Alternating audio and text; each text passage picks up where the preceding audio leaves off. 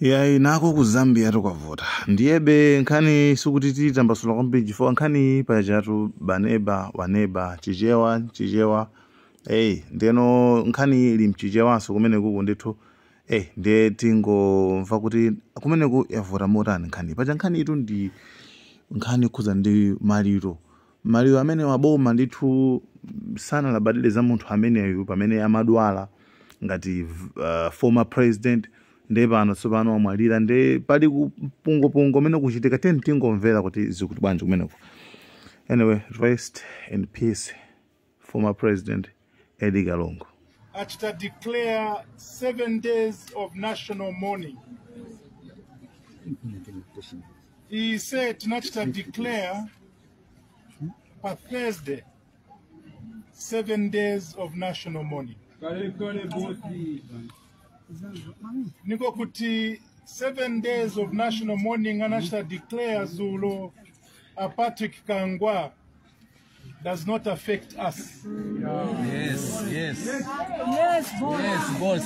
He said we already declared 7 days of national mourning. From Thursday. Ndiponso nifani bwezepo for the sake of everybody in Zambia. Edgar Chagwa Lungu is going to be mourned at places that are known to be PF places. Yes, boss. Yes. Boss Naranda. Bosano. Aliwanse azapezeka na uniform ya Edgar Chagwa Lungu. Azapezeka na regalia ya Edgar Chagwa Lungu. Pamalo pa municipali pa PF. Muziwe kuti uyo CPF. Yes, boss. Kateo, boss. I'm asking all members of the Patriotic Front, all members of the parties in the Tonse Alliance, and all members of genuine opposition political parties that please gather only where the PF is found. Yes, boss. In the provinces, in the districts, in the constituencies, let us go and gather and mourn our gallant president only on places designated as PF. Yes, boss. Secretariat ya Chipani cha PF pano is the main funeral center. Yes, boss.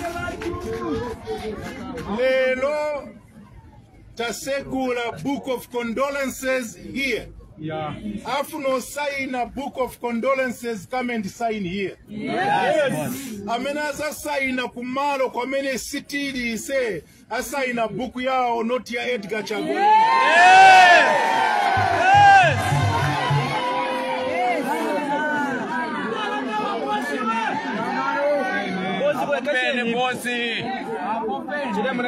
We are going to release more books of condolences. Ametiza to mamuma provinces onse. We shall send books of condolences. And the poenda ukasaina muma provinces first check. Nanga chidindo cha PF chilipo. Buku ili umulero ilibe chidindo, but starting tomorrow mabuku azanka na chidindo cha PF. Ndiponso azanka na portrait ya Edgar Chagwa Lungu. Wakamutumilani mabuku yena yo be careful stizi ya chebe afuna wase wensesi.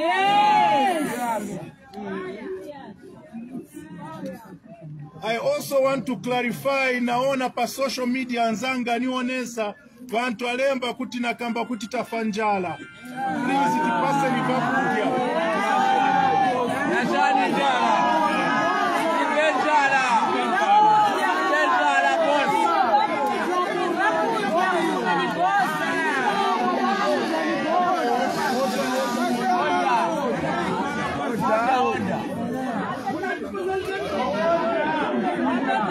Nifuno wauza kuti amvesese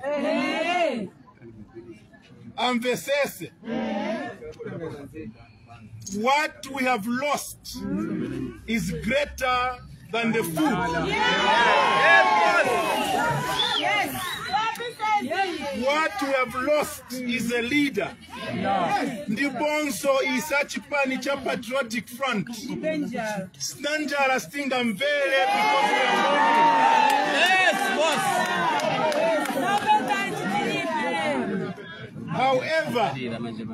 However, I want to assure them that our well-wishers, our members, have donated more food than we can eat. Palibolo umozi amena zagona nanjala who are mourning Edgar Lungu. We don't want their food. So all of Atinyoze kutafanjala, we don't mind. Malinga isebene bake, we know that we have enough food. And I want to thank all Sebajat Tandis Ameatieta Vakudia and America Kutieta and Dalama and Vakudia. We are very thankful. But what is important is that Kulibe azati uza koenda ukalila mukolo watu.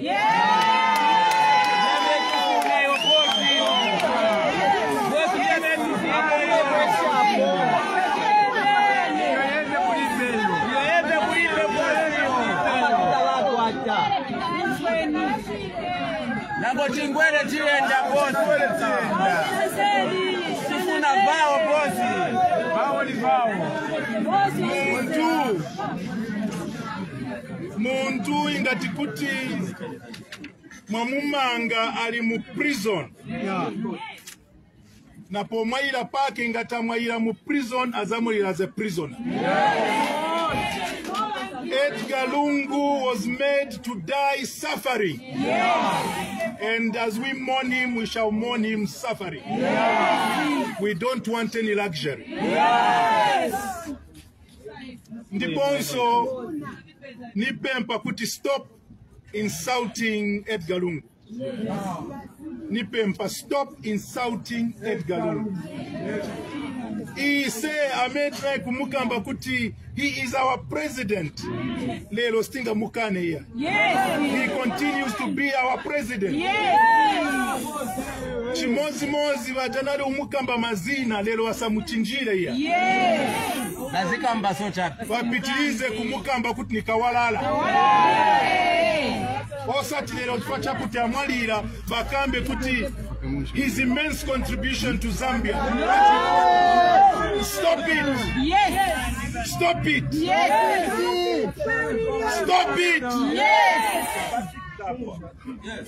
You are annoying us. Yes!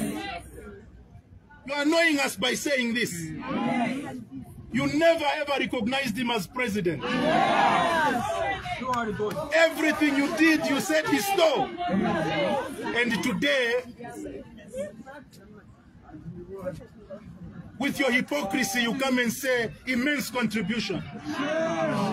Stop it. Yes!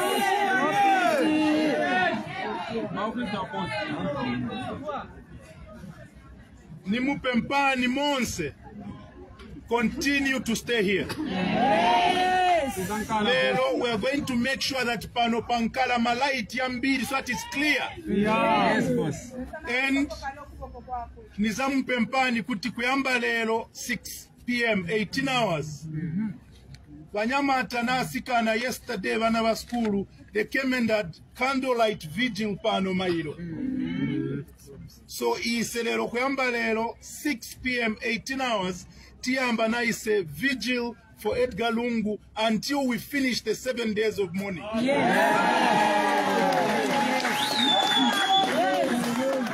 From 18 hours to 20 hours, tizabwera pano to come and pray for the life of Edgar Lungu. To come and pray for the soul of Edgar Lungu. Tizabwera kupempera kutokoza mulungu potipasa muntu ngati Edgar Lungu.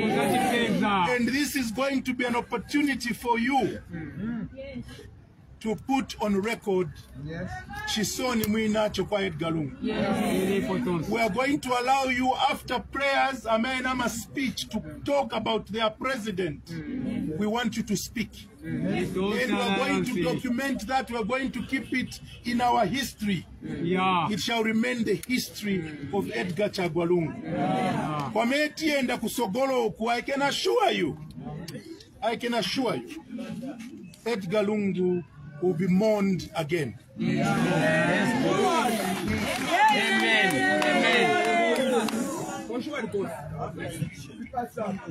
I can assure you that Mulungu mwene wake is going to prepare a day when Zambians will look back and say, we had a gallant president. Let us mourn him and mourn him as a country.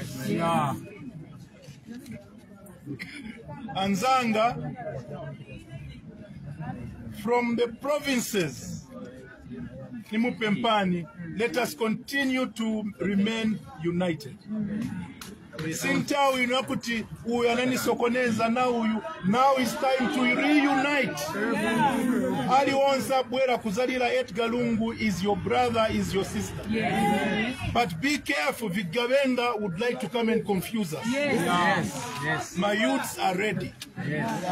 Our youths are ready. We are there.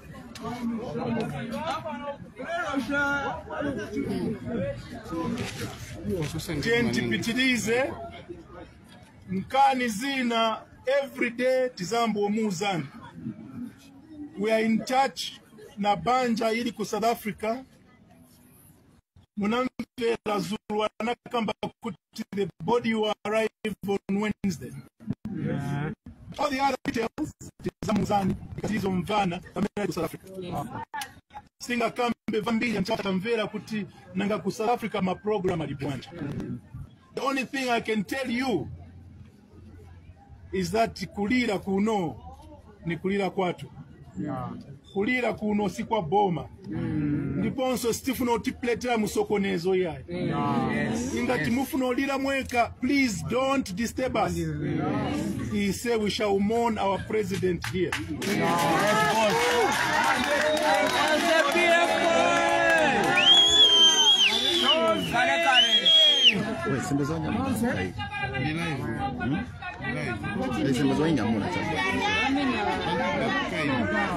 One Zambia, one Zambia, one nation.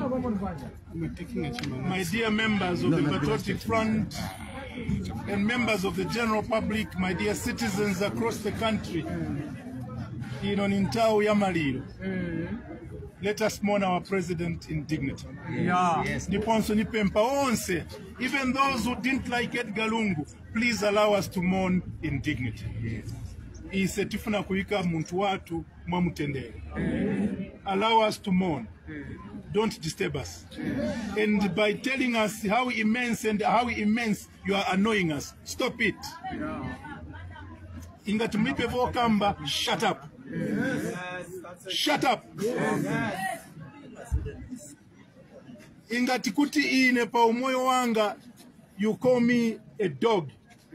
Nikamalira, will I become a person? No. You are remaining a dog. If I'm a dog in life, I'm a dog in death. Yes. If you're going to change your mind, then it is you who has changed. Yes. You are now become a dog and have become a person. Yes. Thank you very much. Let's mourn our president. Yes. Thank you very much.